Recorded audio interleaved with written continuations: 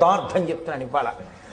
ఒకడికి కలిసి వచ్చి కోట్లు వచ్చాయంటే అది వాడి గొప్ప కాదు. మీరు బాగా గుర్తుపెట్టుకోండి. ఇప్పుడు వాళ్ళ వంశంలో అంతకుముందు అందరూ కోట్లున్న వాళ్ళు కారు, పరమ పేదవారు ఉంటారు.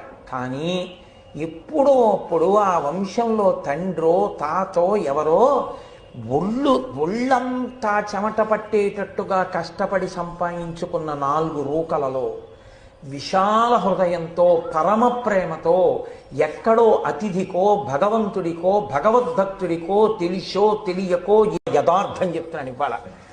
ఒకడికి కలిసి వచ్చి కోట్లు వచ్చాయంటే అది వాడి గొప్ప కాదు. మీరు బాగా గుర్తుపెట్టుకోండి. ఇప్పుడు వాళ్ళ వంశంలో అంతకుముందు అందరూ కోట్లున్న వాళ్ళు కారు, పరమ పేదవారు ఉంటారు. కానీ ఎప్పుడో అప్పుడు ఆ వంశంలో తండ్రో తాతో ఎవరో ఒళ్ళంతా చెమట పట్టేటట్టుగా